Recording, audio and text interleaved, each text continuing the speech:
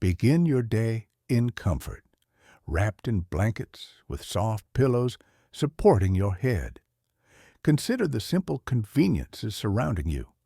Perhaps a phone sits within arm's reach. Water waits to quench your thirst. Snacks are available whenever hunger strikes. The greatest challenge threatening your sleep tonight probably stems from anxious thoughts bouncing through your mind or some peculiar noise your neighbor's cat produces at 2 in the morning.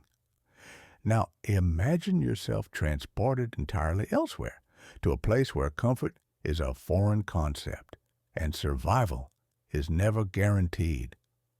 The year is 1348.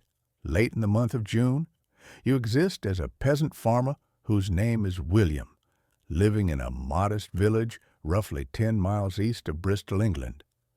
At 27 years old, you occupy the position of middle age given the standards of your time period.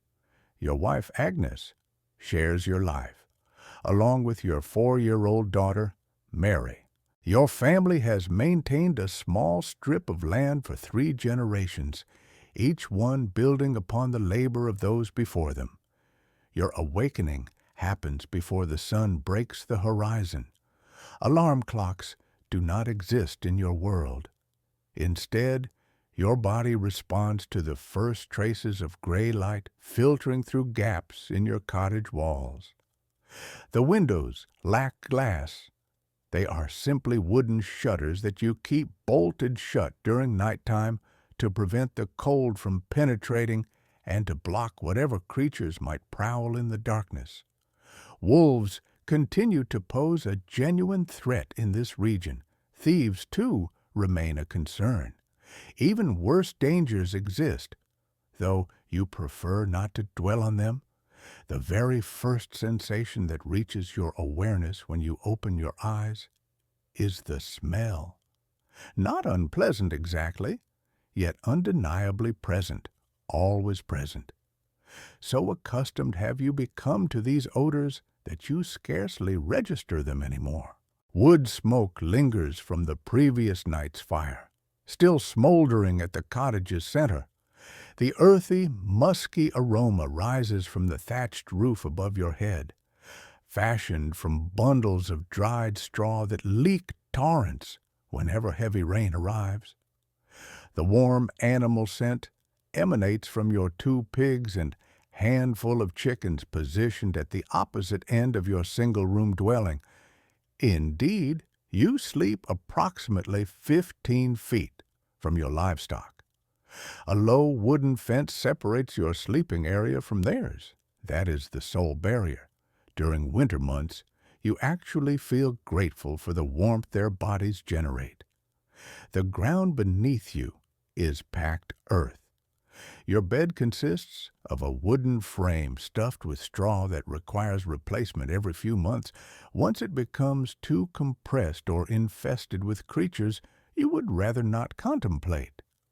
A rough woolen blanket, woven by Agnes herself, covers you. It scratches against your skin, yet you have known nothing different throughout your entire existence. Compared to what some villagers possess, this constitutes luxury. You rise slowly, your back protesting from yesterday's labor in the fields. Reaping season approaches, demanding extensive preparation. Tools require sharpening. Grain must be examined carefully. The weather must cooperate. You pray constantly for favorable conditions.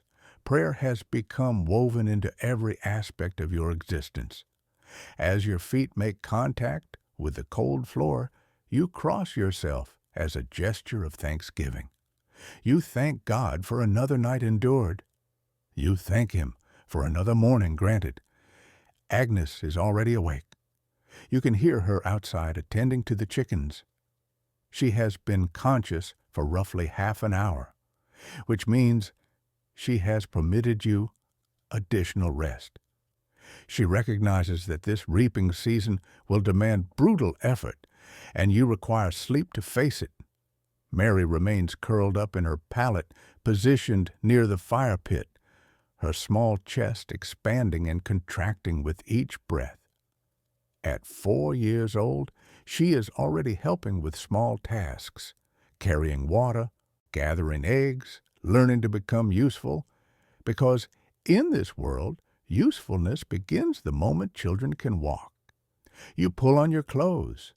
Your wardrobe consists of 2 outfits. The one you currently wear is a rough linen tunic falling to your knees, secured at the waist with a leather belt. Your woolen stockings are more patches than original fabric at this point. The leather shoes you fashioned yourself leak whenever wet weather arrives. Your second outfit is essentially identical to the first, simply slightly less worn. That one is reserved for Sundays, for church, for occasions when you wish to appear as something other than someone perpetually one harvest away from starvation, which honestly, you always are. This reality about your life, the constant proximity to true hardship, is something people of your era do not discuss much because it is simply how things function. You exist perpetually, about one season away from serious trouble. Last year's harvest was decent. The year before that proved rough. The year before that, excessive rains arrived and half the grain rotted in the fields. That winter, you consumed things you would prefer to forget. Bread made from bark. A rat that perished in your grain stores. You figured, why waste the meat? You survived. Numerous others did not. The Great Famine occurred merely 30 years ago. Your parents lived through it. They discussed it occasionally during late nights when the fire burned low and memories crawled back to consciousness. The ceaseless rains, the crops drowning in waterlogged fields, the animals starving because fodder did not exist, the people starving because food vanished entirely. Your mother's sister chewed her own shoe leather. A cousin, they said, was taken by something worse. Cannibalism, though nobody used that word, he simply disappeared, and whispers circulated about what actually happened. So you have never taken food for granted in any way. When you eat your breakfast this morning, a chunk of dark rye bread baked by Agnes 2 days prior and some watery ale tasting faintly sour, you consume slowly, you chew thoroughly, you feel grateful for every bite because you understand how rapidly it can all disappear. The ale, incidentally, is safer to drink than water. The stream that provides your water passes by the village's waste pit. While you do not fully comprehend the reason, you have observed that people who consume excessive amounts of stream water tend to become ill. Therefore, ale becomes your drink. Weak ale accompanies breakfast. Slightly stronger ale comes with supper. You are not drunk. The alcohol content is so minimal it barely registers, yet it hydrates your body and does not produce the digestive troubles that stream water sometimes causes. After breakfast concludes, you head toward the fields. The village is already stirring to life. Approximately 40 families reside here, scattered across maybe a dozen cottages of varying sizes. Sir Richard Blackwood owns everything: the land, the cottages, the tools, the grain, the very lives of everyone laboring here.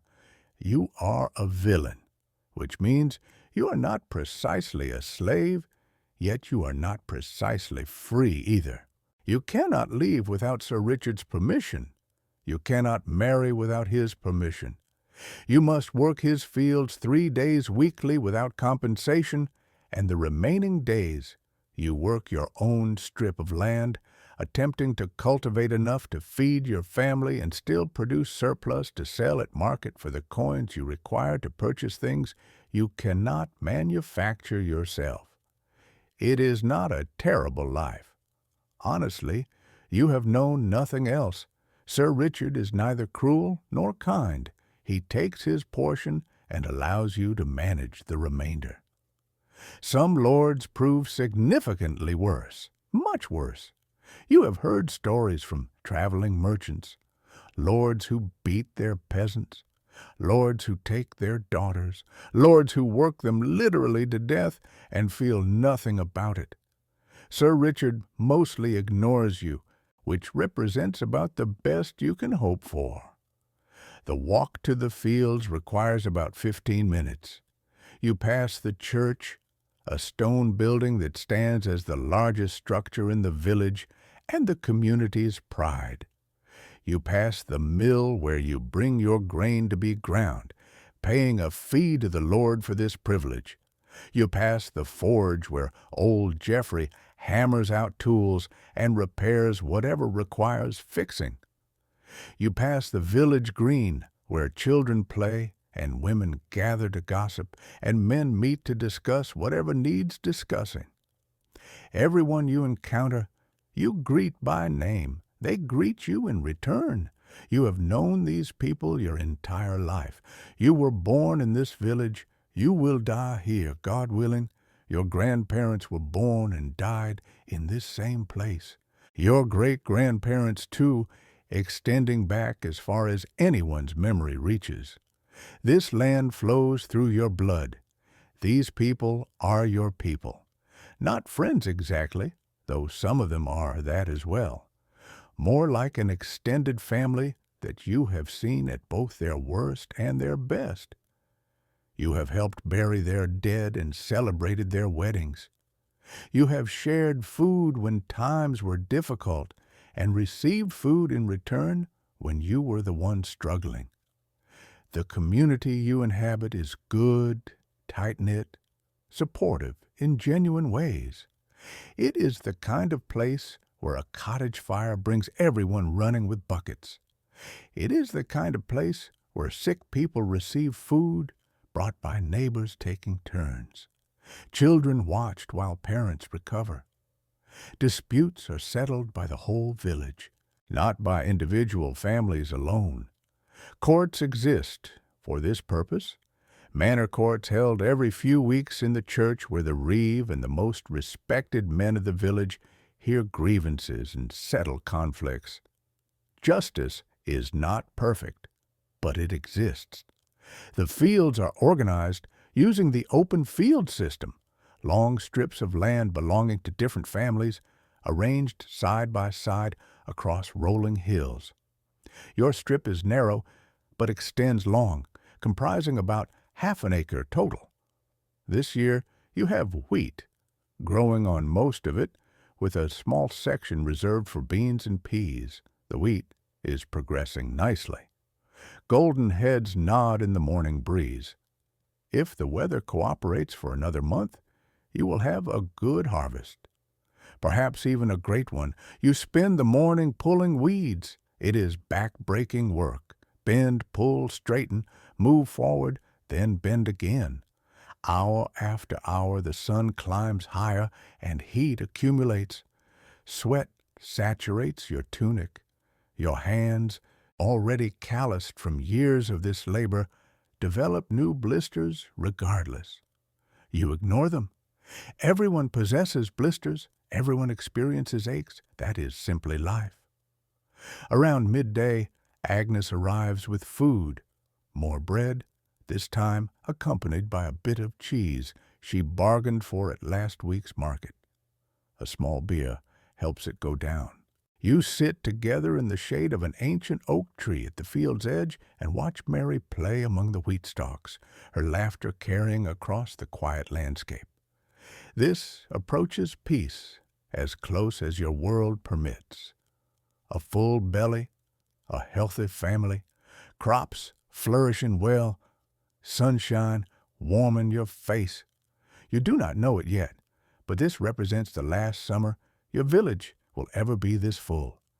This is the final summer you will hear this many voices, see this many faces, know this many names. By this time next year, half the people you greeted this morning will be dead.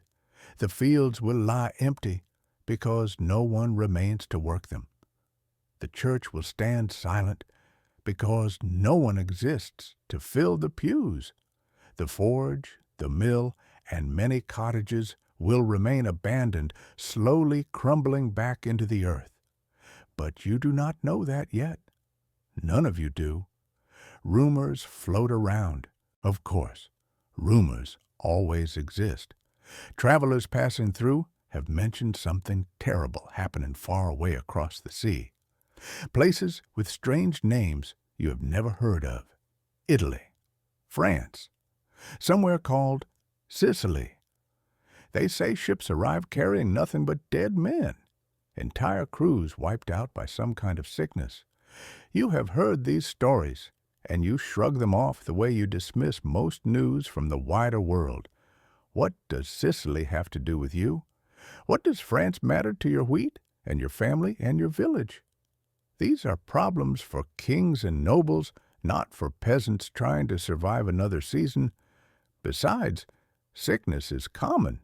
People die all the time, children especially. Agnes has been pregnant 5 times since you married her 8 years ago.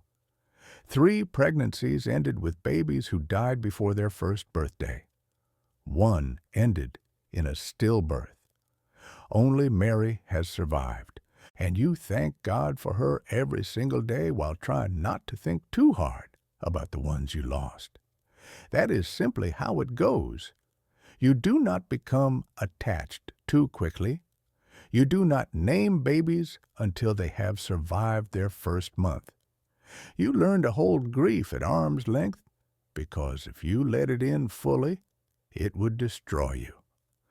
So when someone mentions a plague across the sea, you think of the usual ailments, the sweating sickness that arrives some summers, the flux that kills the weak, the mysterious fevers that claim people without warning and leave survivors shaken but alive. Bad things happen. People die.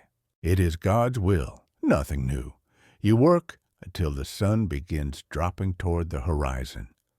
Then you gather your tools, call to Agnes and Mary, and head home. Supper consists of pottage, a thick stew of beans and whatever vegetables Agnes could find, served in a wooden bowl that you eat from while sitting on a rough stool by the fire. Mary has her own smaller bowl. She chatters about a frog she observed by the stream, demonstrating its hopping motions with her hands. Agnes smiles at her. You feel tired in the good way that follows honest labor. For a few minutes, everything feels right in your world. After supper, Agnes shares something with you. She visited the market in Bristol yesterday with several other village women. A rare trip. They needed salt and some iron nails and thread, things the village cannot produce. While she was there, she heard people talking. The sickness, the one from across the sea, has drawn closer, much closer. A ship came into Weymouth a few weeks ago. No one knows precisely what transpired, but the sailors were sick, very sick. Now, people in Weymouth are dying, not a few, not just the weak and the old, the way it usually happens. Everyone, young, old, strong, weak, dropping like flies. The market in Bristol overflowed with fear. People purchased extra supplies. People discussed fleeing to the countryside. People prayed more openly than usual, crossing themselves at every corner. You listened to this news with a cold sensation forming in your stomach. Weymouth is not far, a few days' walk at most. If something is spreading there, it could reach here easily. The roads between Bristol and Weymouth see heavy traffic. Merchants travel them. Pilgrims pass through. Soldiers move back and forth regularly. If people in Weymouth are sick, Bristol will soon fill with the afflicted. And if Bristol fills with the afflicted, but you do not want to contemplate that possibility, You cannot afford to think about it. There is nothing you can do anyway. You cannot flee. Where would you go? You lack permission to leave. Even if you possessed permission, you lack the coins to survive elsewhere. Your life is here. Your land is here. Everything you have ever known is here. So you do what you have always done. You pray. You cross yourself. You pull Agnes close and hold her for longer than usual.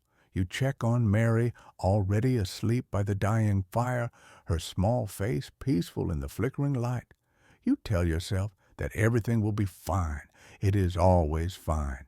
Bad things happen far away, and then they stop happening, and life proceeds.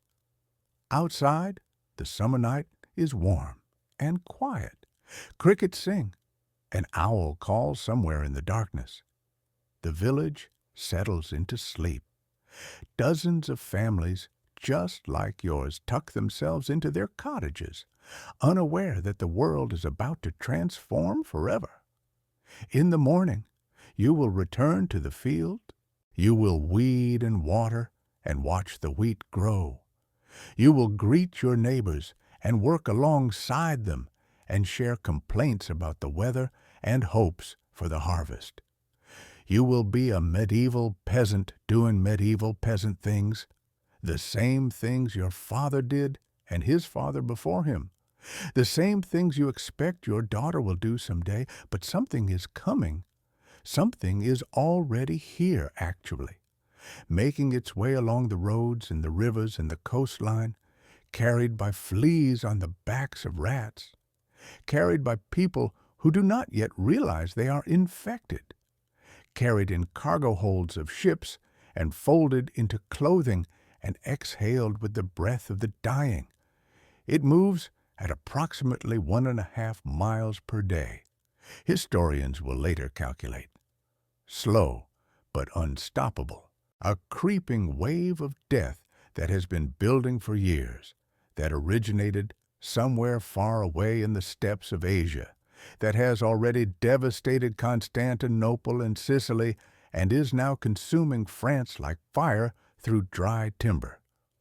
The Black Death is coming, and it will find you. But for now, for tonight, in late June of 1348, you sleep. You dream of wheat fields and sunshine and your daughter's laughter. You rest your tired body against the straw mattress and let the darkness take you. Outside, the stars wheel overhead, indifferent to the fates of human beings. The same stars have watched empires rise and fall. They have witnessed 100,000 summer nights exactly like this one. Tomorrow will be another day of work, another day of survival, another day of the only life you have ever known. And somewhere to the south in a port town called Weymouth, bodies are being loaded onto carts faster than grave diggers can dig. Church bells ring so constantly that people have begun ignoring them.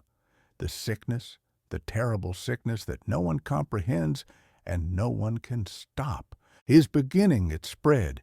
But you do not know that yet. So sleep, rest. Let the warm summer night wrap around you like a blanket. Feel your wife breathing beside you, your daughter safe in her pallet, your animals shifting quietly on the other side of the room. This is your world, small and simple and hard, but yours. Enjoy it while it lasts. 3 weeks pass before your life changes. The wheat keeps growing. The rumors keep spreading. Every single day, the news from the outside world becomes a little worse. It is the second week of August now, and heat has settled over the land like a wet blanket. The kind of heat that makes you dizzy if you work too long in the fields. The kind of heat that turns everything sluggish and slow. Even the animals seem to sense that something is wrong. Your pigs, usually noisy and demanding, have become uncharacteristically quiet lately. The chickens are not laying as well as they should. Old Jeffrey at the forge claims it is just the weather. He says he has seen summers like this before, where the air grows thick and strange and puts everyone on edge. You do not think it is merely the weather, however. A man named Robert from your village traveled to Bristol last week. He is a freeman, one of the few in your community who can come and go as he pleases. He has a cousin there who works as a tanner, and he wanted to check on him, to bring smoked meat from the last pig slaughter. Robert is a good man, steady, not the type to exaggerate or get caught up in panic. When Robert returned 4 days ago, he appeared to have aged 10 years. You were in the fields when he rode past on his old mare.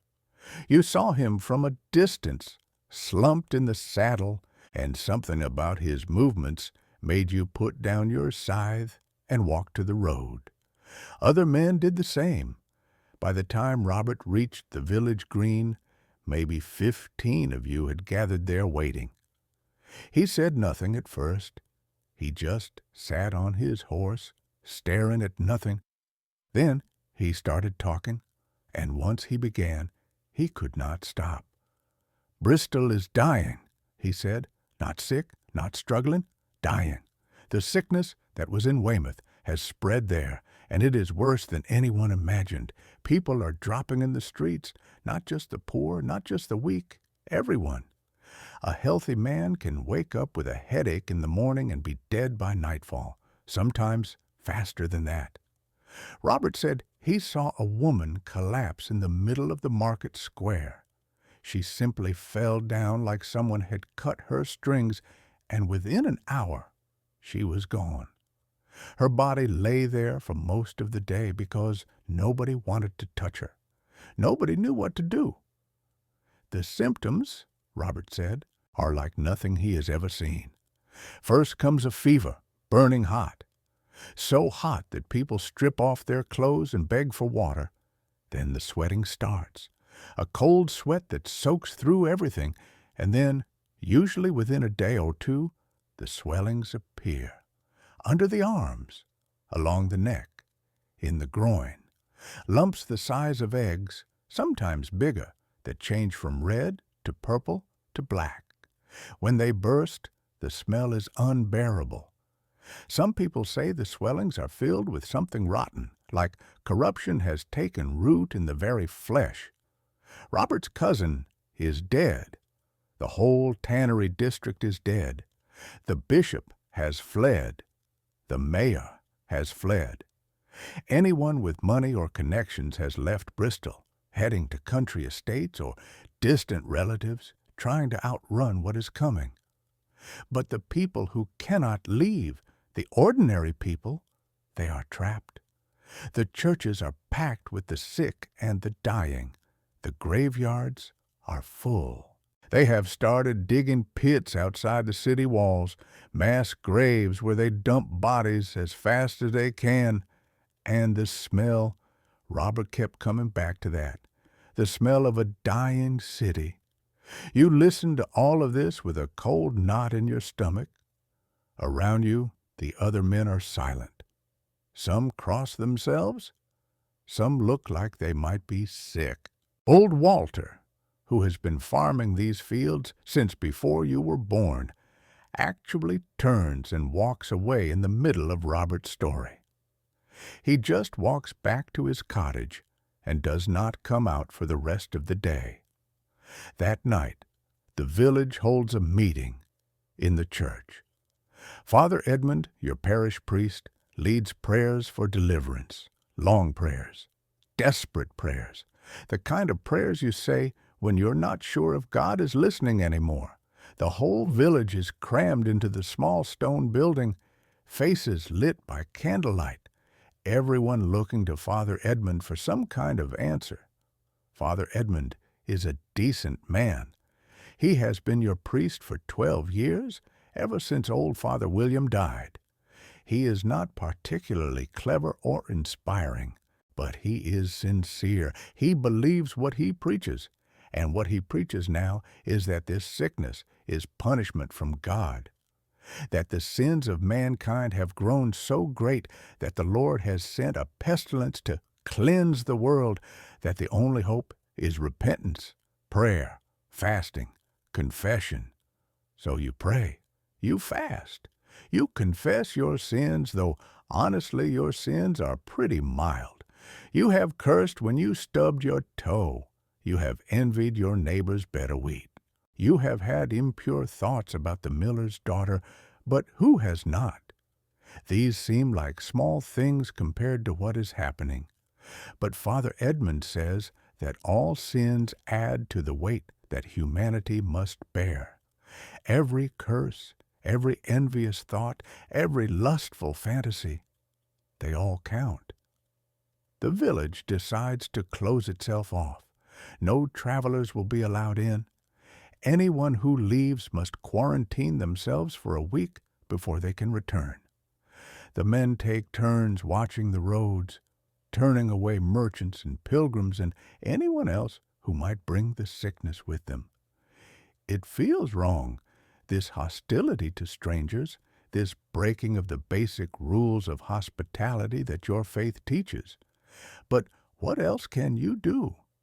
You hear more news over the following days. A peddler who is turned away from your village tells his story to the next village over.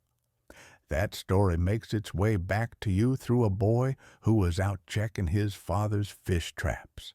The peddler says the sickness is moving fast, faster than anyone expected. It has already reached Gloucester. It is spreading along the roads like fire through dry grass. Towns that were healthy a week ago are now graveyards. The peddler also says something else, something disturbing. In some places, people have decided that the Jews are responsible, that they have been poisoning the wells, that they made a pact with the devil to destroy Christendom. In a town called Strasbourg, somewhere far away on the continent, they rounded up the entire Jewish community and burned them alive. Hundreds of people, men, women, children. You do not have any Jews in your village. You have never actually met a Jewish person in your life. But this news disturbs you in a way you cannot quite articulate. If people are willing to do that, to burn their neighbors alive based on nothing but fear and rumors, then what else might they do? What happens when the sickness comes here and people start looking for someone to blame? At night, you lie awake next to Agnes and stare at the darkness above you, the thatched roof, the wooden beams, the same ceiling you have looked at your whole life. Agnes is sleeping or pretending to sleep. Her breathing is too careful, too measured. She is awake, too. She is just as scared as you are. Mary now sleeps between you. You moved her pallet closer after Robert's return. You want her near. You want to be able to reach out in the night and feel her small body, warm and alive, rising and falling with each breath. She is 4 years old. She has already survived more than most children do. The sweating sickness took her brother when she was 2. A fever took her sister last winter, a baby who never even got a name.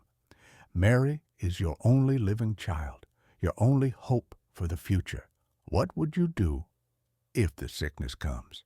What would you do if Mary gets sick? You do not want to think about it, but you cannot stop thinking about it.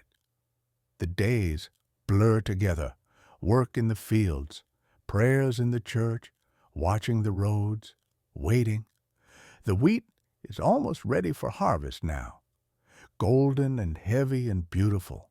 A good crop. A great crop, actually. If you can bring it in, you will have more than enough to feed your family through the winter and still have surplus to sell. This could be your best year ever. But it is hard to care about the harvest when you are not sure if you will be alive to eat it. More news comes, always more news. A village 10 miles to the south has been hit. The sickness arrived with a merchant who came through before anyone knew to turn strangers away. Within 2 weeks, half the village was dead. The other half fled, scattering into the countryside, probably carrying the sickness with them. The lord of that manor, a minor knight named Sir Hugh, tried to keep his peasants from leaving. He sent armed men onto the roads. It did not matter. The peasants left anyway. What is a sword compared to what they were running from? You hear about the doctors, too. The learned men in the cities, the ones who study medicine at the great universities. They have been trying to figure out what is causing the sickness and how to stop it. Their conclusion: bad air, corrupted air. Something has poisoned the atmosphere itself. Maybe it was the earthquakes that struck Italy a few years ago, releasing noxious vapors from deep in the earth. Maybe it was a conjunction of planets, Saturn, Jupiter, and Mars, all aligned back in 1345. The astrologers say this released poisonous influences into the sky. The cure, according to these learned men, is to avoid the bad air. Do not go out at night when the air is thick. Burn aromatic woods in your home to purify the atmosphere. Carry bundles of sweet-smelling herbs and flowers. Hold them to your nose when you walk through town. Also, and this is important, do not bathe. Apparently, bathing opens the pores of your skin, and open pores let corrupted air seep into your body. If you want to stay healthy, stay dirty. Let the grime build up. It is a protective barrier. You think about this for a moment. The most educated men in Christendom, the people who have spent their entire lives studying medicine, have concluded that the best way to avoid a deadly plague is to stop washing. Meanwhile, you have been bathing in the stream every few weeks like some kind of fool. Maybe you should thank God for your ignorance. You are not sure what to make of this advice. Honestly, it sounds reasonable in a way. Bad smells have always been associated with disease. Everyone knows that. The miasma that rises from swamps and garbage heaps, the stench of the tanner's quarter, these places are unhealthy. It makes sense that the sickness would be carried by bad air. But then again, Robert said that Bristol stinks of death and the sickness is already there. So either the bad air caused the sickness or the sickness caused the bad air. You are not educated enough to know which way it works. Father Edmund has his own explanation, which is simpler. God sent this plague. God will end it when He chooses. Medical knowledge, such as it is, might help at the margins, but ultimately, this is a spiritual problem that requires a spiritual solution. You find yourself praying more than you ever have in your life. In the morning when you wake up. In the evening before you sleep. Quick prayers throughout the day. Just a word or two thrown up toward heaven. Please, God, please spare my family, spare my village, spare me. You are not sure if God is listening. You are not sure if anyone is listening. Late August arrives. The heat has broken a little. Cool mornings, warm afternoons, that hint of autumn that comes every year around this time. Normally, this is your favorite season, harvest season, the culmination of a year's work, the fields full of activity, everyone working together to bring in the crops before the weather turns. This year, the harvest feels different. There is an urgency to it that has nothing to do with the weather. People work faster, harder, more desperately. Get the grain in, store it away, prepare for whatever is coming because something is coming. Everyone can feel it. The sickness is closer now, much closer. A village just 5 miles away reported its first cases 3 days ago. A family of 5, all dead within a week. The survivors have quarantined the cottage. nailed the door shut with the bodies still inside. No one wants to go in and retrieve them. No one wants to touch anything that might be contaminated. Your village has stayed clean so far. No fevers, no swellings, no deaths. But how long can that last? You are not isolated. You are on a road, a minor road, but still a road that connects to bigger roads that connect to Bristol and beyond. People pass through. Animals pass through. Whatever is carrying this sickness, surely it is only a matter of time before it finds its way here. You think about running, about packing up your family and fleeing to somewhere more remote. A cousin of yours lives in a village up in the hills, a tiny place with only a dozen families far from any main road. Maybe the sickness will not reach there. Maybe you could survive, but you cannot leave. Not really. You do not have permission. You do not have money. You do not have anywhere to go that would take you in. Your whole life is here. Your land, your home, your community, everything you have ever known.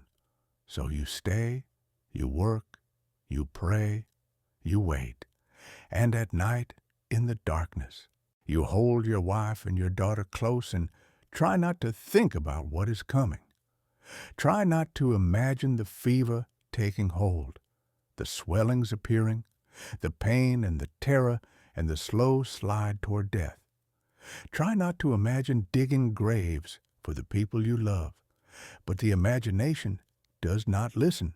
It shows you everything anyway. Outside, the late summer night is alive with sounds. Crickets, an owl, the distant bark of a dog, normal sounds, peaceful sounds, the kind of sounds you have heard every night of your life. Agnes shifts beside you, and you feel her hand find yours in the darkness. Her fingers are rough from work, same as yours, calloused, strong. She does not say anything. Neither do you. There's nothing to say that has not already been said 100 times in your heads. You think about your father. He died when you were 14, taken by a fever that swept through the village one winter. You remember holding his hand at the end, feeling the heat radiating off his skin, watching him slip away into whatever comes next. It was terrible, the worst thing you had ever experienced, but at least it was just him. At least the rest of your family survived. At least the village went on. This feels different. This feels like something that could take everyone, every single person you have ever known, every child, every elder, every young man and woman in their prime, all of them gone, leaving behind empty cottages and rotting crops and silence where there used to be life. You have never been particularly brave. You have never had to be. Bravery is for soldiers and knights, for people who face enemies they can see. What good is bravery against something invisible? Something that floats in the air or hides in the water or travels in ways no one understands? Agnes squeezes your hand. You squeeze back. Whatever happens, you will face it together. That is something at least. Maybe it is the only thing. The crickets keep singing. The owl calls out again, hunting in the darkness. And somewhere in a village you have never visited, a family is dying right now. A mother is watching her children slip away. A husband is digging a grave for his wife. A priest is running out of prayers. Tomorrow you will harvest wheat. You will watch the roads. You will pray, and you will wait for the sickness to find you. It starts with old Marjorie. She is the one who makes cheese for half the village. 70 years old if she is a day. Bent over from decades of work, but still sharp as a knife. She lives alone in a cottage at the edge of the village ever since her husband died 8 winters ago. No children, no family left. Just her and her goats and her cheese. You have known Marjorie your whole life.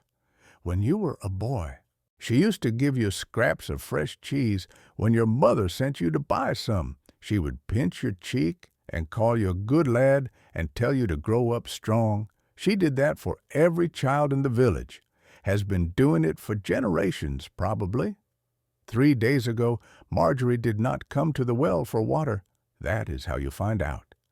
Her neighbor, a woman named Edith, notices that Marjorie's bucket is still hanging by her door at midday. Marjorie always got her water early, before the sun got too hot. Always, for as long as anyone can remember. So Edith goes to check on her. She finds Marjorie lying on the floor of her cottage, barely conscious, burning with fever. The village reacts the way you would expect. Some people want to help. Some people want to run. Most just stand around, not knowing what to do, looking at each other with wide eyes and hoping someone else will make the decision for them. In the end, it is Father Edmund who takes charge. He organizes a rotation of people to bring Marjorie water and broth to keep her comfortable, to pray over her. He says it is their Christian duty.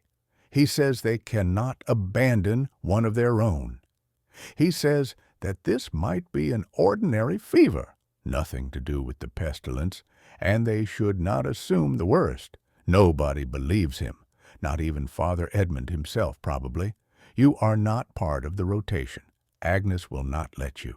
She says you have Mary to think about, and she is right. If there is even a chance that Marjorie has the sickness, you cannot risk bringing it home to your daughter. So you stay away. You work in the fields. You pretend not to notice the small group of people going in and out of Marjorie's cottage. The first day, Marjorie seems to stabilize. The fever is bad, but she is still talking, still complaining, actually, which everyone takes as a good sign. She tells Father Edmund that his prayers are too long and his Latin is terrible. She tells Edith to stop fussing and let her rest. She asks for her goats. She wants to make sure someone is feeding them. The second day, the swellings appear. You hear about it from your neighbor, a man named Gilbert, who had helped carry water that morning. He comes to you in the fields, his face gray, and tells you what he saw. A lump under Marjorie's left arm, already the size of a hen's egg. Red and hard and hot to the touch. She cannot lower her arm anymore because of the pain, cannot lie on her left side, can barely speak through the fever, and a smell. Gilbert says there is already a smell, something wrong and rotten, even though she is still alive. By the third day, the lump has turned black. There are more of them now, one on her neck, one in her groin. Her skin is blotchy, covered in dark spots that were not there before. She is not speaking anymore, just moaning sometimes, a low, constant sound that the people caring for her say they can hear from outside the cottage. Marjorie dies on the fourth day, just as the sun is setting. Father Edmund is with her at the end. He gives her the last rites. He anoints her with oil. He prays over her as she takes her final breaths. He tells the village that she died peacefully, that her soul is with God now. But you see his face when he comes out of that cottage. You see his hand shaking. You see the way he looks at the rest of you, like he is seeing the dead already. Nobody wants to touch the body. Nobody wants to go near the cottage. Nobody wants that cheese she had been making. It is still sitting in her workshop, half finished. Everything Marjorie owned, everything she touched, it all feels contaminated, cursed. In the end, 3 men draw lots to handle the burial. They wrap Marjorie's body in her own bedding. They carry her out to the churchyard. They dig a grave as fast as they can. No coffin, no time for that. Just a hole in the ground and a quick prayer and a desperate scramble to get away from the thing that killed her. The three men who buried Marjorie are told to stay away from everyone else for a week. They set up camp in a barn at the edge of the village. They sleep on hay. They eat food that is left for them at a distance. Their families bring them supplies but will not come close. Children are not allowed to visit their fathers. Wives call out to their husbands from 50 feet away. You watch this from a distance. You watch families torn apart by fear, people treating their own kin like enemies. It feels wrong. It feels like something fundamental is breaking in your community. Some bond of trust and mutual care that has held you all together for generations. But you understand it too. You understand why they are afraid. You are afraid yourself. The day after Marjorie's burial, one of the men who cared for her during her illness starts feeling unwell. A woman named Joan, middle-aged, strong as an ox. She is the one who changed Marjorie's bedding and wiped her forehead with cool water. Joan develops a fever that night. The swellings appear 2 days later. Joan is stronger than Marjorie, younger, more stubborn. She fights the sickness with everything she has. Her husband, a farmer named Peter, refuses to leave her side, even when everyone tells him he is condemning himself. He holds her hand through the worst of it. He wipes the sweat from her face. He tries to get her to drink water even when she cannot keep anything down. The buboes on Joan grow larger than Marjorie's had been. By the third day, the one under her arm is the size of a small apple, stretching the skin tight. The flesh around it turns colors you did not know skin could turn, purple and black and a sickly greenish yellow around the edges. It looks like her body is rotting from the inside out, like the corruption is trying to push its way through her skin. The smell is worse, too. A sweet, thick, terrible smell that seeps through the walls of her cottage and hangs in the air for yards around. People walk the long way around to avoid passing her door. Even the animals seem to stay away. Joan dies on the 5th day, faster than Marjorie. Maybe because she is carrying more of whatever is causing this. Maybe because the sickness is getting stronger. Maybe it is just bad luck. Nobody knows. Nobody could know. Peter sits with her body for hours after she is gone. Nobody can get him to leave. Finally, Father Edmund goes in and talks to him, and Peter comes out with that look on his face, that empty, hollow look that you are starting to see everywhere now. The look of someone who has lost everything that mattered. 2 more people fall sick in the days that follow. Then 3 more. Then you stop counting, because counting feels like giving up, like admitting that this is happening, that it is real, that the plague has found your village and there is no stopping it. Father Edmund holds services every day now, morning mass, evening vespers, special prayers for the sick and the dying. The church is packed, which probably is not good. All those people breathing the same air. But what else can they do? Where else can they turn? You go to church with Agnes and Mary. You kneel on the cold stone floor and pray harder than you have ever prayed in your life. You beg God to spare your family. You promise anything, everything. You would give away all your possessions. You would go on pilgrimage. You would build a chapel with your own hands. Anything. Just please, God, please. Mary does not understand what is happening. She is too young. She knows that people are sad and scared. She knows that Marjorie is not making cheese anymore. But she does not grasp the bigger picture. At night, she asks why everyone is so quiet, why nobody is laughing anymore, why you and Agnes hold her so tightly when you say good night. You do not know how to explain it to her. How do you tell a 4-year-old that the world might be ending? The village tries to maintain some semblance of normal life. The harvest still needs to come in. The animals still need to be fed. The basic machinery of survival still must keep running even as people die around you. But it gets harder every day. Fewer hands to work the fields, fewer people to share the load.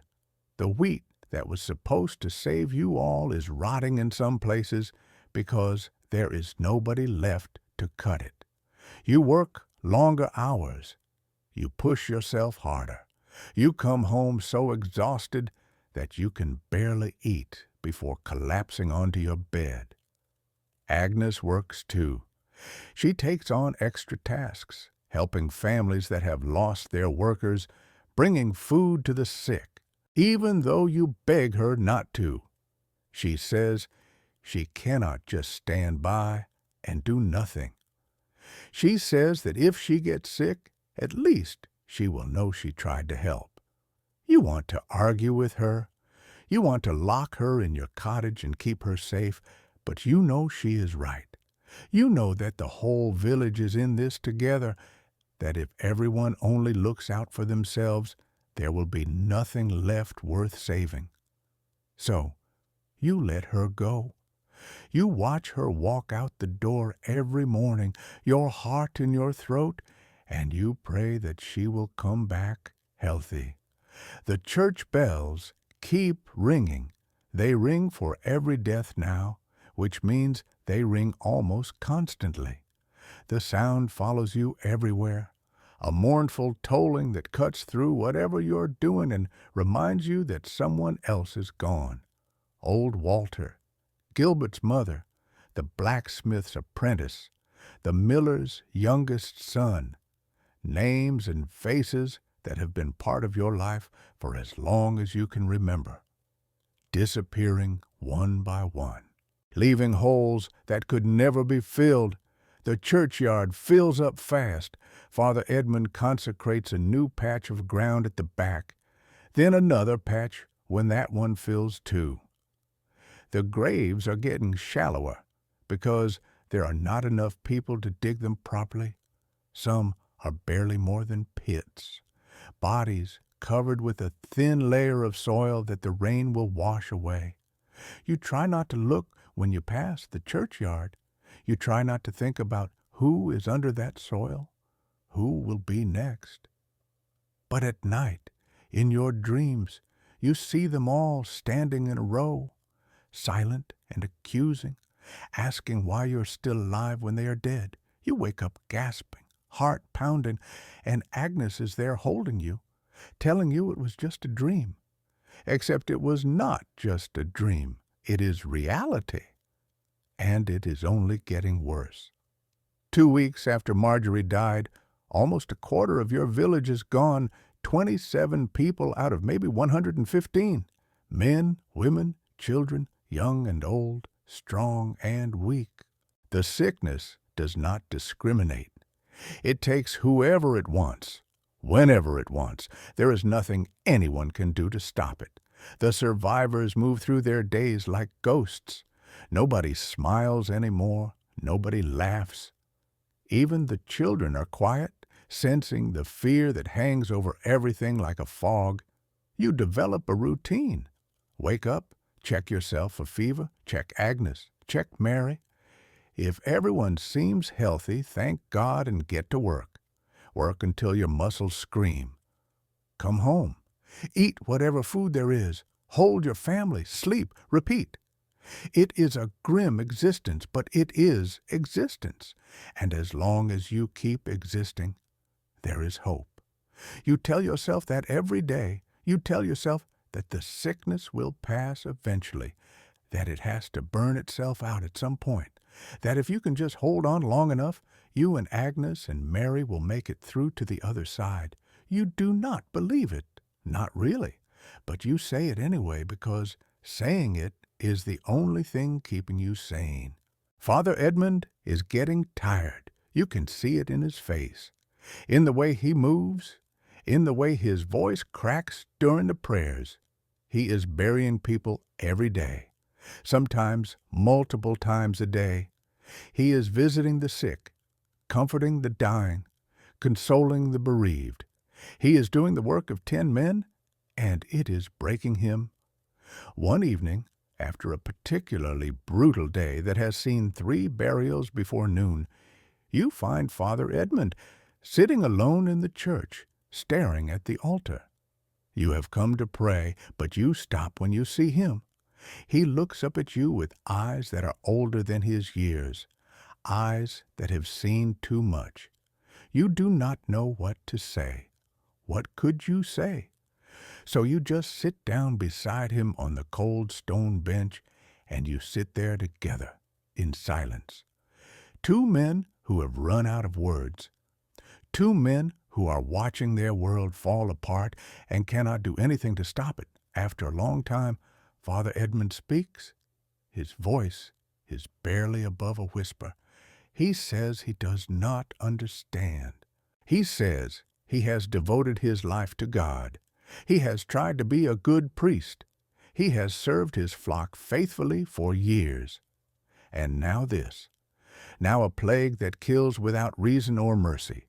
Now innocent people, good people, dying in agony while he prays prayers that do not seem to do anything. He asks you why. Why is God letting this happen? You do not have an answer. Nobody does. So you just sit there with him in the empty church as the evening light fades and the shadows grow long. 2 men clinging to a faith that is getting harder to hold on to with every passing day. Outside, somewhere in the distance, a church bell begins to toll. Another death, another soul gone. You close your eyes and try to remember what the world had been like before all this, before the plague, before the fear, back when the biggest worry in your life was whether the harvest would be good and whether Mary would grow up healthy. It feels like 1,000 years ago. It feels like a dream you are forgetting. But somewhere, buried beneath all the grief and terror, a small voice reminds you that you are still alive. Agnes is still alive. Mary is still alive. For now, that has to be enough. A week after your conversation with Father Edmund, a man arrives in the village claiming he can cure the plague. His name is Simon, and he says he is a physician. He came from London, or so he claims, where he studied at one of the great medical schools. He is a thin man, nervous, with darting eyes and stained fingers. He carries a leather bag full of instruments and potions. He smells strongly of vinegar, which he says is for protection. The village has turned away travelers for weeks now. But Simon is not just any traveler. He is offering something nobody else can offer. Hope, or at least the possibility of hope. So the men guarding the road let him through, and he sets up in the empty cottage of a family that died the week before. Simon's treatments are expensive. A consultation costs more than most families earn in a month. But when your wife is dying, when your children are covered in black swellings and screaming in pain, money stops meaning much. People pay. They pay with coins, with livestock, with family heirlooms. They pay with anything they have. You watch from a distance at first. You do not trust this stranger with his vinegar smell and his nervous eyes. But you also do not have any better ideas. Neither does anybody else. Simon's first patient is a young woman named Alice. She is 18, newly married. She developed the fever 3 days before Simon arrived. Her husband paid for the treatment with their entire flock of sheep, every single animal they owned. Simon examines Alice in her cottage while a small crowd gathers outside. You are in that crowd, So is Agnes, even though you asked her to stay home. She says she wants to see. She says she needs to know if there is any hope. After about an hour, Simon emerges. He looks satisfied, almost smug. He announces that he has identified the problem. Alice's humors are out of balance, as is to be expected with this type of pestilence. Her blood is too hot and too thick. The corruption has taken root in her vital fluids. The cure is obvious. She needs to be bled. You have heard of it before. The physicians in cities swear by it. The theory is that removing some of the corrupted blood will allow the body to produce new clean blood to replace it. It makes sense in a way. If something bad is in your blood, getting rid of some of the blood should get rid of some of the bad thing. Simon bleeds Alice that afternoon. He makes a cut in her arm, a small, neat incision, and lets the blood flow into a basin. Dark blood, almost black. He says that is proof of the corruption. He says the procedure is working. By evening, Alice is weaker. By the next morning, she is delirious. By noon, she is dead. Her husband stands in the doorway of their cottage, staring at nothing. He has given everything he had for this treatment, every sheep, every hope. And now his wife is dead, and he has nothing left. Simon has explanations, of course. He says Alice was too far gone when he arrived. He says the corruption had spread too deep. He says that if he had gotten to her sooner, the bleeding would have worked. It is not his fault. It is the disease. Some people believe him. Some people do not. But enough people believe him that he stays, and more patients come. His second treatment is worse. A man named Richard develops a bubo under his left arm, a swelling the size of a goose egg that is causing him terrible pain. Simon examines it and announces that the lump is full of poisonous matter. The cure is to lance it, to cut it open and drain the corruption. You are not there when he does it. You hear about it afterwards. When Simon cuts into the bubo, a thick, foul-smelling fluid bursts out. Pus and blood and something darker, something that smells like rot. The fluid sprays across Simon's hands, across his clothes, across the bedding and the walls of the cottage. Richard screams so loud that people hear it from the other end of the village. Simon says the procedure is a success. He says he has removed the corruption. He says Richard will recover now. Richard dies 3 days later. But before he dies, his wife falls sick, and his daughter, and the neighbor who helped hold him down during the lancing. 4 more deaths spreading outward from that single cut. You begin to wonder if Simon is helping anyone at all, or if he is just making things worse. You are not the only one wondering, but nobody does anything about it. What could they do? Tell him to leave? And then what? Go back to having no hope at all? Simon stays for another week before he disappears. He leaves in the middle of the night, taking his leather bag and whatever coins he has managed to collect. Nobody knows where he goes. Nobody really cares.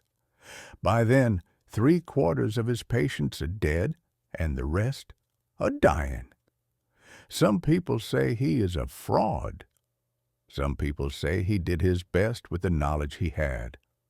Some people say it does not matter either way, because nothing is going to stop this plague. You believe that last one more and more. Meanwhile, Agnes keeps going out. Every day she visits the sick, brings them food and water, sits with them when their families cannot bear to be in the same room anymore. She holds hands and wipes foreheads and whispers prayers into ears that might not even hear her anymore. You beg her to stop. You get down on your knees and beg. You tell her that every time she walks into one of those cottages, she is risking her life. She is risking Mary's future. She is risking everything. She looks at you with those gray eyes of hers, calm and steady, and she says she knows. She knows the risk. But someone has to do it. Someone has to be there for the dying. If everyone hides in their homes and waits for the sickness to pass, what kind of community would they be? What kind of Christians? You do not have an answer to that. You never do. So you watch her go every single day and you wait for her to come home. You check her forehead for fever and examine her neck for swellings, and thank God when she seems healthy. Another day, another night, another small miracle. The wolves start coming closer. At first, it is just distant howling. You hear them at night out in the woods beyond the fields, calling to each other across the darkness. Nothing unusual about that. Wolves have always been out there. They have always been a danger, a background threat that every villager knows about and guards against. But now they are getting bolder. People start seeing them in daylight. A woman gathering firewood spots a wolf watching her from the tree line. A boy herding his family's remaining sheep sees 3 wolves following the flock at a distance. Patient and unhurried, the wolves know. Somehow they know that the village is weakening, that there are fewer people to stand guard, fewer dogs to bark warnings, fewer armed men to drive them off. The careful balance that humans have maintained with the wilderness for generations is tilting. The wild is encroaching. One morning, you find the remains of a pig just outside the village boundary. Something has dragged it out of its pen during the night and eaten most of it. The tracks in the mud are wolf tracks, big ones. Nobody has the energy to organize a hunting party. Nobody has the time. The living are too busy burying the dead and caring for the dying. So the wolves keep coming closer, keep testing the edges, keep waiting. And then the flagellants arrive. You have heard rumors about them for days. Strange men who travel from town to town, whipping themselves bloody in the name of God. People say they believe that enough suffering, enough penance, can turn away God's wrath. That if they punish themselves severely enough, the plague will stop. It sounds insane. It sounds like something only desperate, broken people would do. And then they come walking down the road toward your village, and you see that they are exactly that. Desperate. Broken.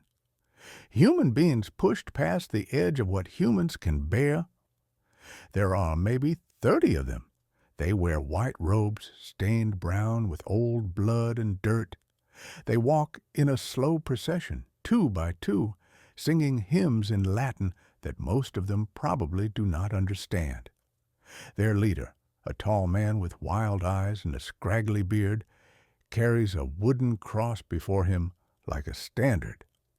The village gathers to watch them, not welcoming exactly, but not hostile either, just watching, waiting to see what will happen.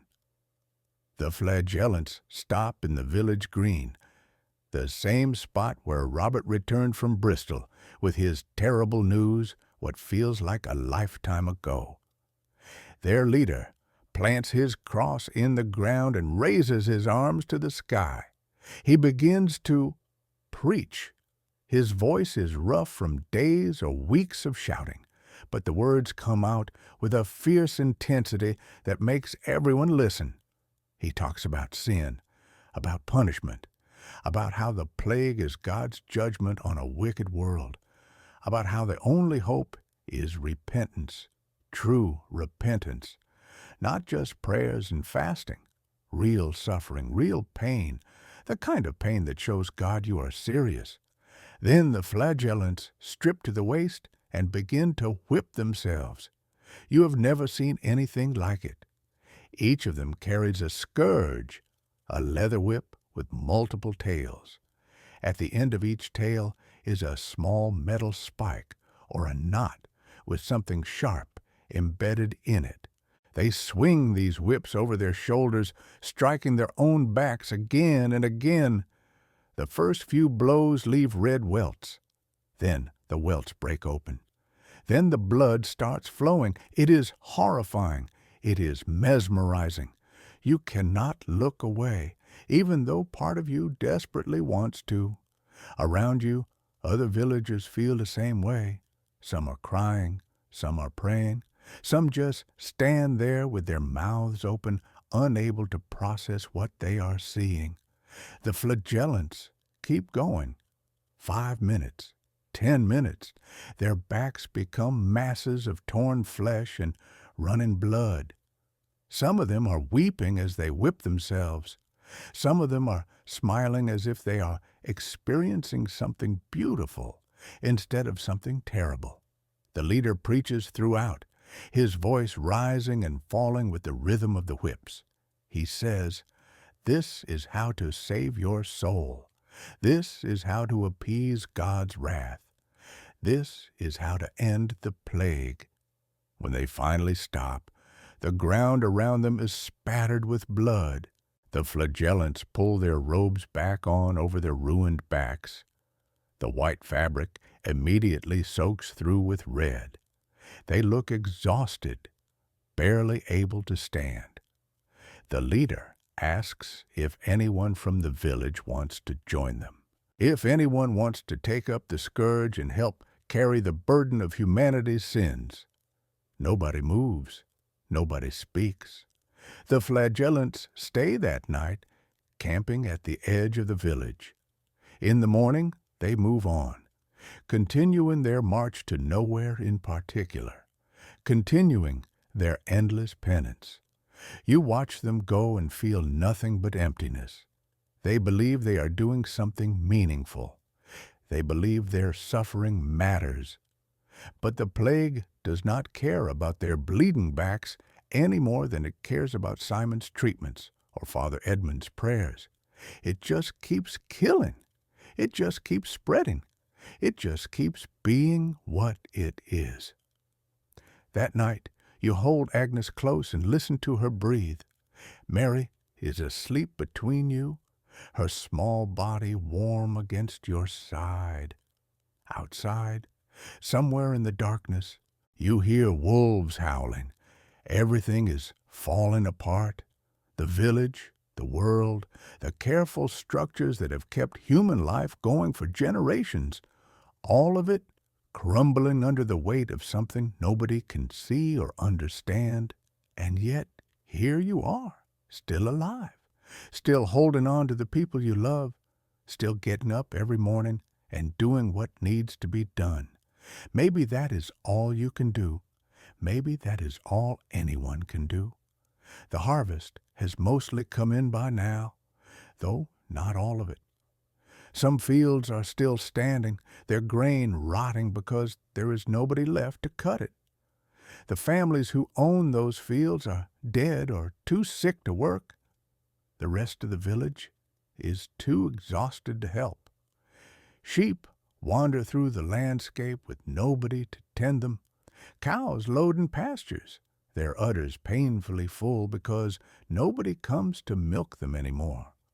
The carefully managed order of rural life is unraveling, one thread at a time. You do what you can. You milk the abandoned cows and distribute the milk to whoever needs it. You herd the wandering sheep back toward their pens, though half of them just escape again. You try to help, even when helping feels pointless. Father Edmund keeps holding services, though the congregation grows smaller every day. He baptizes babies, though fewer babies are being born now. He buries the dead, though his prayers have grown shorter and his voice has grown weaker. One evening, after another burial, Father Edmund announces that he will stop ringing the church bells for deaths. The constant tolling is spreading panic, he says. It is reminding everyone every hour of every day that more people are dying. Better to let some things pass in silence. Nobody argues with him. The bells have become a kind of torture, that endless reminder of loss. When they finally stop, the silence is strange at first, then it is a relief. At least now you can pretend for a few minutes at a time that the world is normal, that nothing has changed, that the plague is just a bad dream you will wake up from eventually. But then someone will cough, or someone will mention a name that no longer answers. Or you will pass by a cottage with the door nailed shut, its occupants dead inside because nobody had the courage or the strength to retrieve them.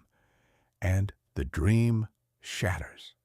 And you remember that this is real. All of it. September. Now, the days grow shorter, the nights grow cooler, the plague still burns through what remains of your village like a slow fire that will not go out. You keep checking yourself for fever every morning. You keep checking Agnes. You keep checking Mary. So far, so good. But for how long? It happens on a Tuesday. You wake up before dawn, same as always. The gray light is seeping through the gaps in the shutters. Mary is still sleeping, her small body curled up in a ball. You reach over to touch Agnes's shoulder to wake her for the day ahead. Her skin is hot, not warm, hot. The kind of hot that means something is wrong. You sit up. Your heart is already pounding. You tell yourself it might be nothing.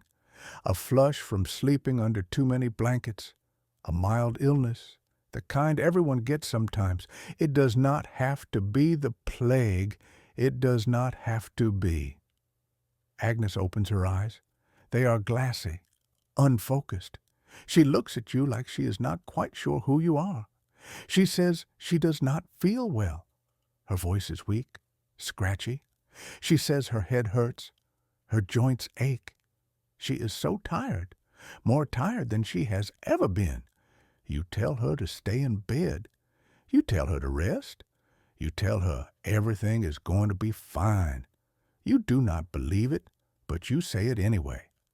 Mary wakes up and asks, "What is wrong with Mama?" You tell her Mama is just tired and needs to sleep. You take Mary outside and find a neighbor to watch her for the day. The neighbor, a woman named Bess, whose husband died 2 weeks ago, looks at you with knowing eyes. She does not ask questions. She just nods and takes Mary's hand and leads her away. You go back inside. Agnes is shivering now, even though her skin is burning up. You pile every blanket you have on top of her.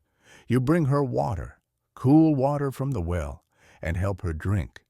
Most of it dribbles down her chin because she is too weak to swallow properly.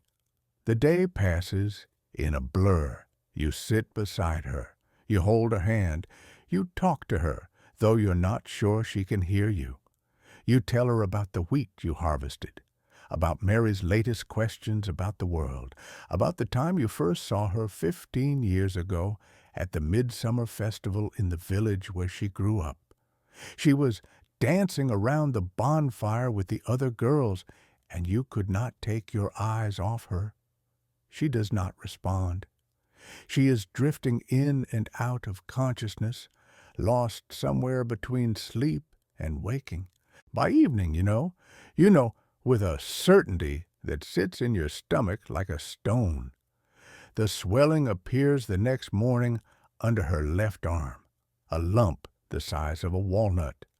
Hard and hot and painful to the touch. Agnes cries out when you accidentally brush against it. She cries out, and then she starts crying for real because she knows, too. She knows what this means. You hold her while she cries. You stroke her hair and whisper that you love her and that you are not going anywhere. You are not like those people in the stories, the ones who abandon their families at the first sign of sickness. You are not going to leave her to die alone. She grips your hand so tight it hurts. She looks at you with those gray eyes, clearer now than they have been since the fever started. She says she is sorry. She says she should have listened to you. She should have stopped visiting the sick. She should have stayed home, stayed safe, stayed with you and Mary. You tell her to stop. You tell her she was being kind, being good, being the person she has always been. You tell her you would not have wanted her any other way. She manages a small smile at that, a ghost of the smile you fell in love with. Then the fever takes her again, and she is gone, drifting away to wherever sick people go when the world becomes too painful to stay in. The next few days are the worst of your life. You watch the swelling grow. It doubles in size, then triples. The skin around it turns colors you have never seen on a living person. Red, then purple, then a sickly black that looks like death itself is pushing its way to the surface. Agnes cannot move her arm anymore, cannot lie on her left side, can barely breathe without pain. You try everything. You burn juniper in the cottage to purify the air. You press cool cloths to her forehead to bring down the fever. You pray endlessly, desperately, the same words over and over until they lose all meaning. News spreads through what is left of the village. Agnes, the woman who spent weeks helping others, is now the one who needs help. But nobody comes. Not at first. People are afraid. You understand that.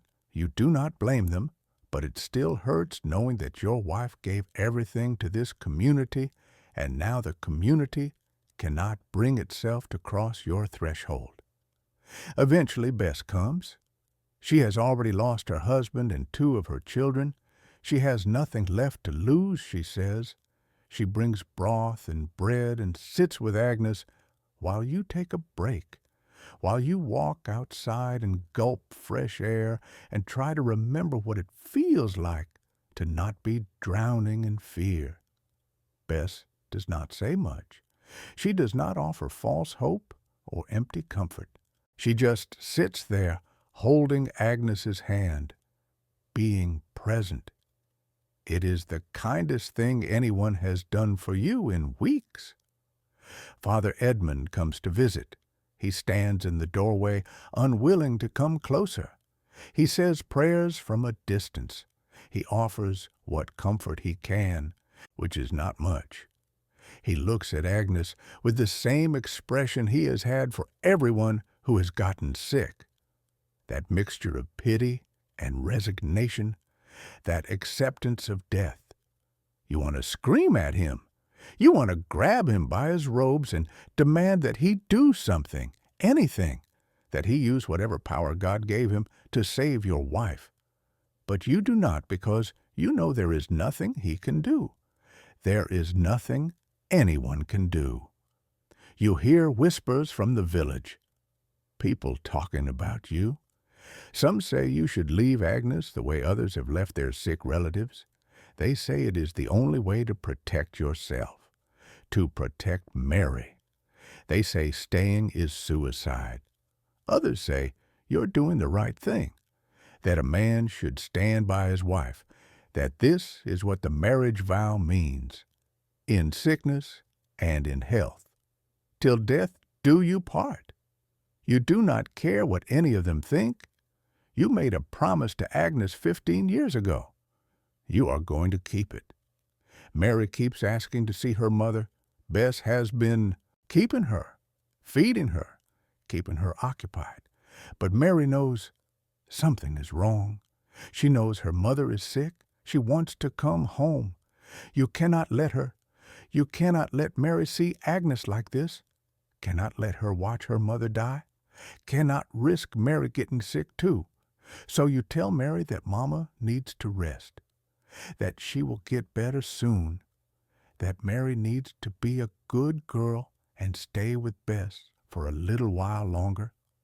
Mary cries. She does not understand. She is 4 years old. How could she understand? You cry too once Mary is gone. You cry like you have not cried since you were a child. Great heaving sobs that shake your whole body. You cry because you are losing your wife, because your daughter is scared and confused and you cannot comfort her, because the world has become a nightmare and there is no waking up. Agnes's bubo bursts on the fourth day. You are changing the cloth on her forehead when it happens. A sound like something tearing, and then a smell that hits you like a physical blow. You look down and see the wound gaping and wet, oozing something that does not look like it should come out of a human body. Agnes screams, a raw animal sound that you have never heard from her before. She screams and you hold her down because she is thrashing now, trying to get away from the pain, and you do not know what else to do. When she finally goes still, when the screaming fades to whimpering and then to silence, you clean the wound as best you can. The fluid that comes out is thick and dark and smells like decay. You wipe it away with rags that you will burn later. You bandage the wound with strips torn from your own shirt. Agnes looks up at you with eyes that are barely there anymore. She is fading. You can see it happening in real time. Whatever spark makes a person alive is dimming inside her, guttering like a candle in the wind. She whispers something. You lean closer to hear. She says to take care of Mary. She says to find someone else when this is over, someone to be a mother to your daughter. She says she does not want you to be alone. You tell her to stop talking like that. You tell her she is going to get better. You tell her you will not need to find anyone else because she is going to be right here with you where she belongs. She smiles, that sad, knowing smile of someone who has accepted what you cannot accept. You lie down beside her. You pull her close, careful not to touch the wound. You breathe in the smell of her hair underneath the smell of sickness, finding traces of the woman she used to be. You hold her, and you do not let go. Sometime during the night, Agnes dies. You know the exact moment it happens. Her breathing, which has been shallow and ragged for hours, suddenly stops. Her body, which has been tense with pain, relaxes completely. The heat of her fever begins to fade, replaced by a coldness that spreads from her extremities inward. You do not move. You keep holding her. You keep breathing in and out, even though part of you wants to stop. Part of you wants to follow her wherever she has gone, but you cannot.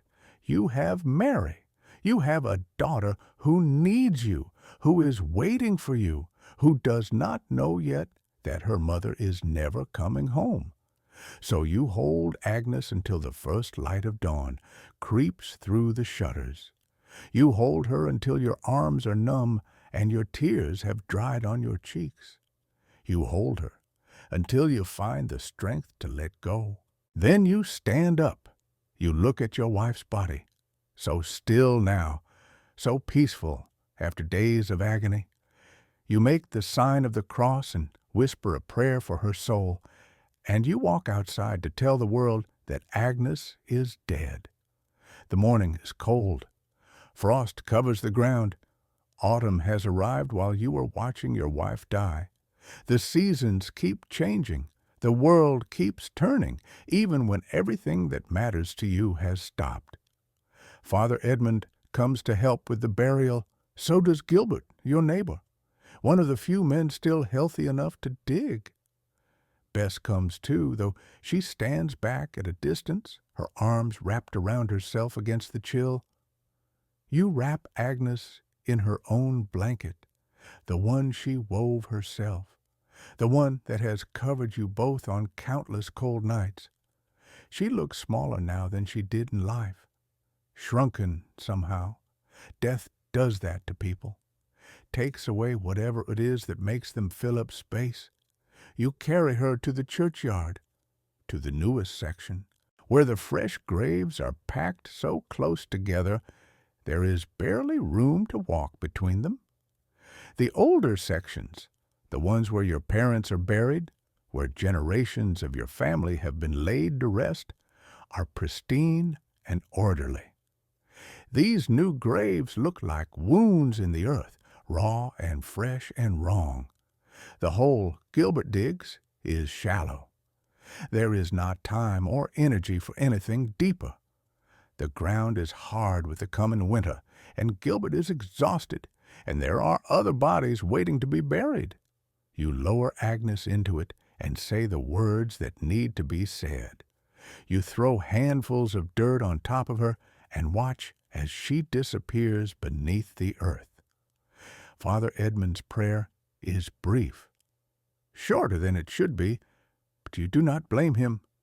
He has said these words so many times now that they have worn thin. There is only so much grief one man can carry. When it is over, you stand at the grave for a long time. Gilbert leaves. Father Edmund leaves. Even Bess eventually walks away. But you stay. You stay until the sun is high in the sky and your legs ache from standing and your eyes are dry because you have no more tears. Then you go to get your daughter. Mary runs to you when she sees you. She throws her arms around your legs and holds on tight. She asks where Mama is. She asks when Mama is coming home.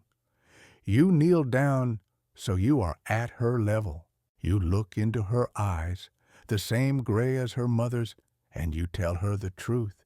You tell her that Mama got very sick, that Mama tried to get better, but she could not, that Mama went to heaven to be with God. Now she can play with the angels. Mary does not understand. Of course, she does not. She is 4. She asks when Mama is coming back from heaven. She asks if she can visit. You hold her while she cries. You hold her while she asks questions you cannot answer. You hold her while the reality slowly sinks in, as much as reality can sink in for someone so young. Later, you take her home. The cottage smells wrong now, like sickness and death, like the end of everything you have known.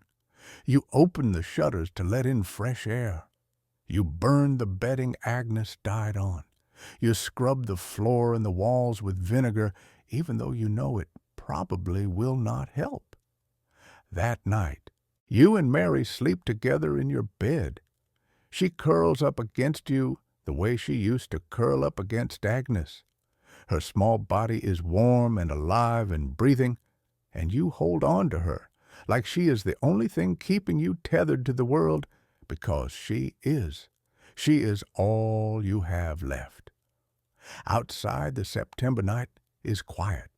No church bells ringing, no sounds of life from the other cottages, just the wind in the trees and the distant howl of wolves. Your village has lost more than half its people now. The survivors are scattered, isolated, going through the motions of living without really being alive. The community that raised you, that taught you everything you know, that was supposed to be there for your children and your children's children, it is dying, maybe already dead, and Agnes is gone. Your wife, your partner, the person who made this hard life bearable. She is lying in a shallow grave in the churchyard, and you are lying in an empty bed with your daughter, and the future stretches out ahead of you like a dark road with no end in sight. You do not know how you are going to survive this. You do not know how you are going to raise Mary alone. You do not know how you are going to get through tomorrow, let alone the rest of your life. But you have to try, for Mary, for Agnes, for whatever comes next. You close your eyes, you listen to your daughter breathe, and eventually, somehow, you sleep. The days after Agnes dies blur together. You get up, you feed Mary. You do whatever work needs doing, you go to sleep, you get up again. The rhythm of survival stripped down to its bones. Mary asks about her mother every day at first. Where is she? When is she coming back? Why cannot they go visit her in heaven? You answer as best you can, but there are no good answers to questions like these. Eventually, Mary stops asking. You are not sure if that is better or worse. You learn to cook, or rather, you learn to cook enough to keep a small child alive. Pottage mostly. You throw whatever vegetables you can find into a pot with some water and let it simmer until it is soft enough to eat. Mary does not complain. She eats what you give her and looks at you with her mother's quiet gaze. And you try to smile for her, even when smiling feels impossible. The village continues to shrink every few days. Another cottage goes silent. Another family disappears. Sometimes you find out what happened. Sometimes you do not. There are not enough healthy people left to keep track of the dead. Gilbert gets sick in early October. He is the one who helped bury Agnes, the neighbor who dug the shallow grave. You find out when his wife comes to your door, wild-eyed and shaking, asking if you have any herbs or medicine or anything at all that might help. You do not. Nobody does. You tell her you are sorry. You watch her walk back to her cottage, her shoulders hunched against a grief that has not even fully arrived yet. Gilbert dies 4 days later. His wife survives, somehow. Their 3 children survive. But Gilbert, who was strong and healthy and in the prime of his life, is gone. Another name added to the list. Another grave in the overcrowded churchyard. Father Edmund keeps going for longer than anyone expected. He buries Gilbert. He buries 6 more people that week. He holds services for a congregation that barely fills the first 2 rows of benches anymore. He visits the sick. He blesses the dying. He comforts the bereaved. He does the work of a priest, even when it seems like God has abandoned everyone. And then Father Edmund gets sick. You hear about it from Bess, who heard it from someone else. Father Edmund developed a fever 3 nights ago. He tried to hide it at first, tried to keep doing his duties, but the sickness was too strong. He collapsed during evening vespers. 2 men carried him to his cottage and laid him in his bed. Nobody knows what to do. Father Edmund is the only priest in the village, the only connection to God, or at least to the church that speaks for God. Without him, who will say the prayers? Who will give the last rites? Who will make sure the dead get into heaven? You go to see him, not because you think you can help, but because it feels like the right thing to do. This man baptized your daughter. He married you and Agnes. He stood over your wife's grave and said the words that were supposed to ease her passage to the next world. You owe him something, even if all you can offer is your presence. Father Edmund's cottage is small and plain. A bed, a table, a few books, a crucifix on the wall. He is lying under a thin blanket, his face flushed and sweating, his eyes unfocused. He looks smaller than he did behind the altar. Frailer, more human. You sit with him for an hour. You do not say much. Neither does he. Occasionally, he murmurs something in Latin, fragments of prayers that have been worn smooth by decades of repetition. You hold his hand the way you held Agnes's hand. You try to offer whatever comfort a dying man can receive from another person's touch. Before you leave, Father Edmund looks at you, really looks at you with clarity that seems to come from somewhere deeper than the fever. He says he is scared. He says he knows he should not be, that as a priest he is supposed to have faith in what comes after death. But he is scared anyway. He is human after all. Just a man who tried to do some good in a world that did not make it easy. You tell him that Agnes is waiting for him. You tell him that when he gets to heaven, she will be there to show him around. She was always good at making people feel welcome. He smiles at that, a small, tired smile. Then his eyes close, and he drifts away again. Father Edmund dies 2 days later. There is no one to give him last rites. There is no one to say the proper prayers over his body. A few of the surviving villagers gather in the churchyard and do their best to remember the words. But it is not the same. It cannot be the same.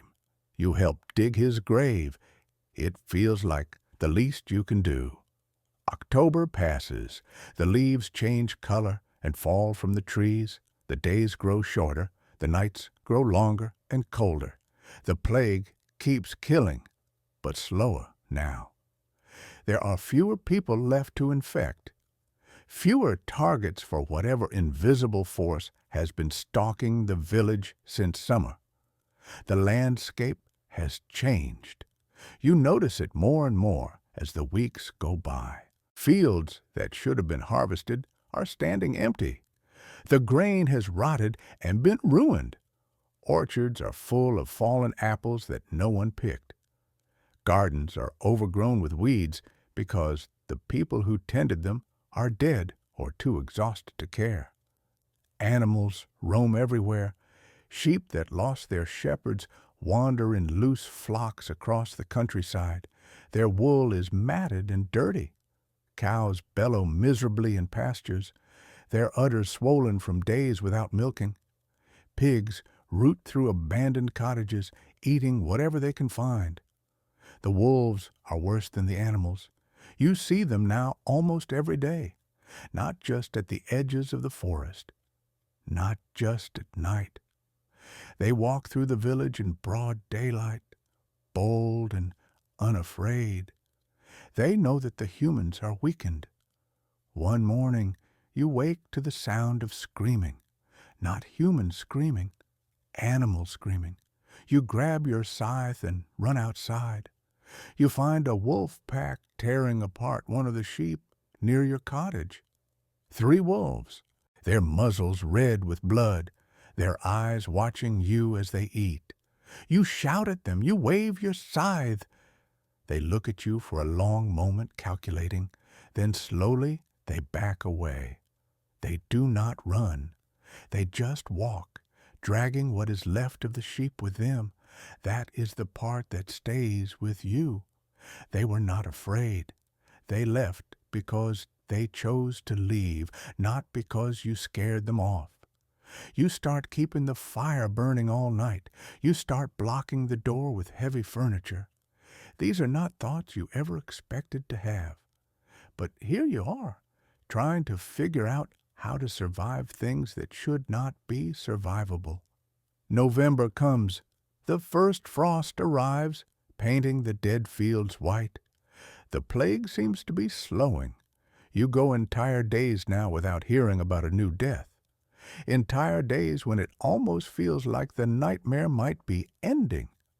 But the damage has been done. You walk through the village and count the occupied cottages on one hand. Where there were once dozens of families, now there are maybe 15 people left. 15 out of more than 100. The rest are dead or fled or simply gone, vanished to wherever people go when the world falls apart. You and Mary settle into a new routine. Wake up. Eat whatever you can scrape together. Do the endless work of survival. Feed the animals, the ones that are left. Collect firewood for the coming winter. Try to preserve what food you can find. Winter is coming, and you are not ready for it. You are never going to be ready for it. Agnes was the one who handled the winter preparations. She knew how to salt meat, how to dry vegetables, how to store grain so it would not rot or get eaten by mice. You watched her do these things for years, but watching is not the same as doing. You make mistakes, a lot of mistakes. You salt some pork too heavily and it becomes inedible. You try to dry some apples and they turn moldy instead. You store some grain in the wrong part of the cottage and mice get into it, eating through half your supply before you notice. Each mistake means less food for winter. Each mistake means harder months ahead. You curse yourself for not paying better attention, for assuming that Agnes would always be there to handle these things, for never learning what you should have learned. But you keep going. What else can you do? Mary has stopped asking about Agnes. She has stopped crying at night. You are not sure if she has accepted what happened or if she has just learned to hide her grief the way you have learned to hide yours. She follows you around during the day, helping with small tasks, asking questions about everything. How do you start a fire? Why do the leaves change color? Where do the birds go in winter? You answer her questions as best you can. You try to teach her the things Agnes would have taught her. How to sew, how to cook, how to take care of a home. You are not very good at any of these things, but you are all she has. She learns fast, your daughter, faster than you would have expected for a 4-year-old. She watches everything you do with those serious gray eyes, and then she tries to copy it. Sometimes she fails. Sometimes she succeeds. Either way, she tries again. You wonder if this is what it means to raise a child, this constant teaching, this endless passing down of knowledge from one generation to the next. Agnes would have done it better. Agnes would have known what to say and when to say it, but Agnes is gone, and you are here, and you have to figure it out as you go. At night, you tell her stories, not scary stories, not anymore. Gentle stories about knights and princesses and magical forests where nothing bad ever happens. She falls asleep, curled against your side, her breathing slow and steady, and you stare at the ceiling and wonder if you're doing any of this right. The Lord of the Manor sends a man in mid-November, a tired-looking clerk on a tired-looking horse, carrying a message that the Lord wants to know how many of his tenants are still alive, how much land is being worked, how much tribute can he expect come spring. You tell the clerk that the village has been gutted, that more than half the people are dead, that the fields are ruined, and there will not be any surplus to collect. The clerk writes this down in a little book, his face expressionless, and then he rides away. You never see anyone from the manor again that winter. Maybe they have bigger problems. Maybe they are dead, too. You do not know, and you do not much care. The hardest part is the silence. You have lived in this village your whole life. You know the sounds of it the way you know your own heartbeat. The rhythm of daily life, the voices and footsteps and animal noises that made up the background music of existence. Now it is quiet, too quiet. When you walk through the village, your own footsteps seem to echo off the empty cottages. When you call out a greeting, no one answers. The world has become a hollow shell, and you are rattling around inside it like a dried seed. Some nights, you sit outside after Mary has fallen asleep. You look up at the stars, the same stars that have watched over humanity since the beginning of time. You think about Agnes. You think about Father Edmund. You think about everyone you have lost. And you wonder why you are still here, why you survived when so many did not. There is no reason for it, no logic. You were not stronger than the people who died. You were not better. You were not more deserving. You just got lucky, if you can call this luck. Mary stirs in her sleep. You go back inside and lie down beside her. Her small body is warm against the November chill. Her breathing is steady. She is alive. She is here. Maybe that is enough. Maybe that is the only meaning you're going to find in any of this. Your daughter survived. Your job now is to make sure she keeps surviving, to give her a future, even if that future looks nothing like the world you grew up in. You think about Agnes. What would she want you to do? She would want you to be strong. She would want you to take care of Mary. She would want you to keep going even when it feels impossible. So that is what you will do, one day at a time, one foot in front of the other, until something changes or nothing changes, or the world ends completely. Winter arrives in full force in December. Snow blankets the fields, covering the rotted grain and the abandoned orchards and the shallow graves in the churchyard. Everything looks clean under the snow, white and peaceful and quiet. You can almost forget what is buried underneath. The cold is brutal, worse than any winter you can remember. You and Mary spend most of your time huddled by the fire, burning through your stockpile of wood faster than you would like. The cottage walls let in drafts that make the candles flicker. Ice forms on the inside of the shutters overnight. Food is scarce. The mistakes you made during autumn, the poorly preserved meat and the mouse-eaten grain, come back to haunt you now. You ration everything. A little bread in the morning, a thin soup at midday. Whatever you can scrape together for dinner. Mary never complains, but you can see that she is thinner than she should be. Her cheeks are not as round as they were last summer. You trade with the other survivors when you can. A bit of your remaining grain for some of their preserved vegetables. A few hours of labor in exchange for a jug of milk. The economy of survival, stripped down to its essentials. But you survive. That is the main thing. You survive. Mary turns 5. In early December, you do not have much to give her. A wooden doll you carved yourself, clumsy and lopsided but recognizable. You worked on it for 3 nights, whittling by firelight, cursing every time the knife slipped. Agnes could have made something beautiful. You made something that looks like it was carved by a drunk man with one eye closed, but it is the best you can do.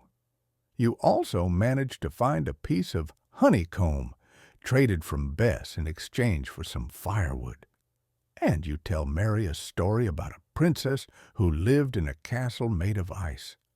You make it up as you go along, inventing details on the spot, watching her face to see what makes her smile. She seems happy with these small gifts. She holds the wooden doll close and gives it a name.